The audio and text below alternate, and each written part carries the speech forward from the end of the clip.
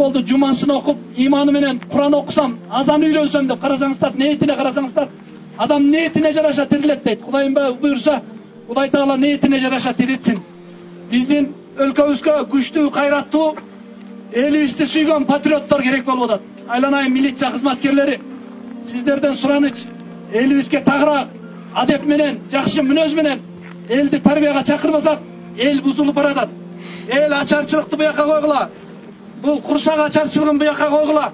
Руханий кризис болуп атат бизде. Мореки жан дүйнө кризиси болуп атат. Кулак тойгон көз ачка, курсак тойгон төш ачка заман болуп атат. Төш ачка, можерлерибиз ачка болуп атат. Элдин можери тойбой атат. Адам баласы ушундай болот экен негизи.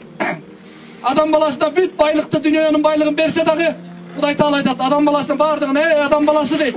Дүйнөнүн байлыгын бардыгын берсем дагы барбы деп сурар элең дейт. Сен жалгыз гана топуракка тоесуң дейт.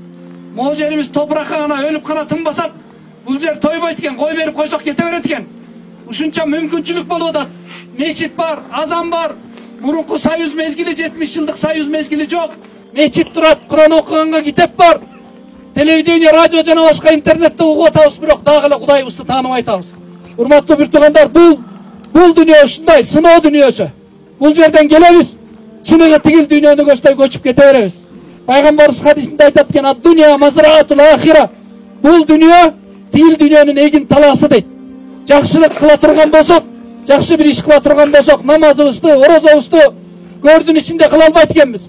Ажылыгыбызды, зекет, садакабызды, ата-энеге жакшылык, кошунага жакшылык, мамлекетке кылган жакшылык, жетим жесирлерге жакшылыкты бул дүйнөдө кылып калат экенбиз. Көрдүн ичинде ал нерселерди кыла албайт экенбиз.